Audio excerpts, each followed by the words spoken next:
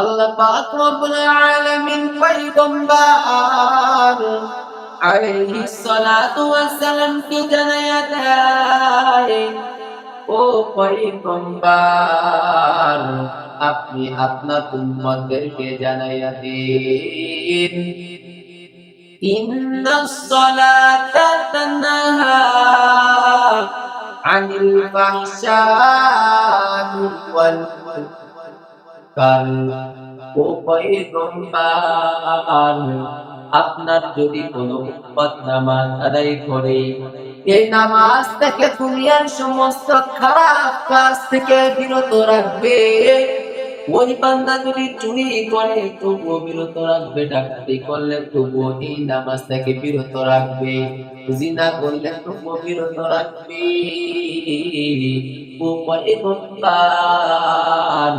এই নামাজ কেন তাকে সমস্ত কাজ থেকে বিরত রাখবে? তাও নিশ্চয়ই তার মধ্যে কোনো বাধা নাই। কারণ কোন ব্যক্তি যদি আল্লাহর সন্তুষ্টির উদ্দেশ্যে যদি নামাজ আদায় করে,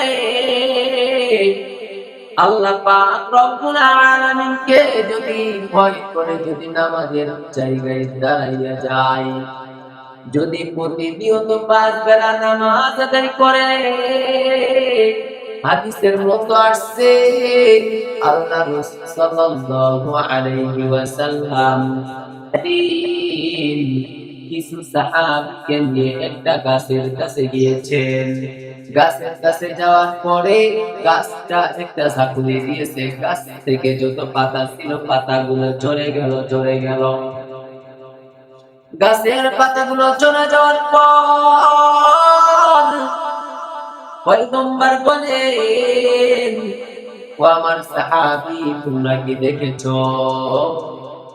এই গাছটা আমি নড়া দিলাম আর গাছের পাতাগুলো ঝরে গেল। সাহাবীরা বলে, ইয়া রাসূলুল্লাহ,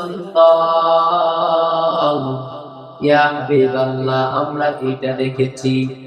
আমার পয়গম্বর জানাইয়া দেন, আমার যদি কোনো উম্মত 1000 গুনাহ করার পরেও যদি চোখের এক ফোঁটা পানি ফলাইয়া যদি মালিকের দরবারে যদি বলতে পারে, আল্লাহ গুনাহ করে ফেলাইছি, অন্যায় করে ফেলাইছি আল্লাহ, ও মাওলা শয়তানের ধোঁকায় করে ফেলাইছি, বন্ধুর ধোঁকায় করে ফেলাইছি, মাওলা গো নফসের ধোঁকায় পড়িয়া গুনাহ করে ফেলাইছি, ও মালিক তুমি আমাকে ক্ষমা করে দাও। আমার পয়গম্বর বলেন, যদি ওই বান্দার চোখে যদি কোনো একটা পানি চলে আসে, যদি চোখের ডগায় পানি চলে আসে, নাকের ডগায় আস্তে আস্তে আমার আল্লাহ ওই বান্দাকে মাসুম বাচ্চা বানায় দেয়। সুবহানাল্লাহ। এরা নবীর উম্মতের দল।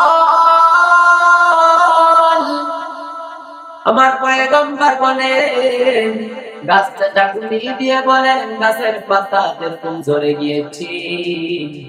আমার পয়গম্বর বলেন, যদি আমার কোন উম্মত যদি দিনের বেলা যদি 5 বার গোসল করে, তার গায়ে কি কোনো ময়লা থাকতে পারে? সাহাবীরা উত্তর দিলেন, না না, তার গায়ে কোনো ময়লা থাকতে পারে না।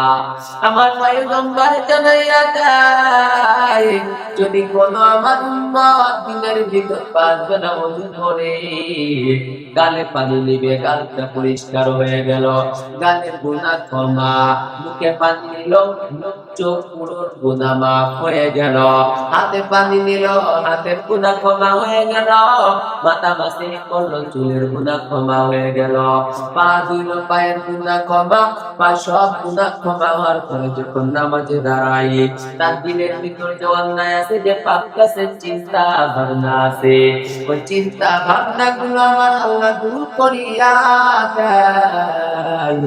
আমার আল্লাহ ওই বান্দাকেও ক্ষমা করে দেয়।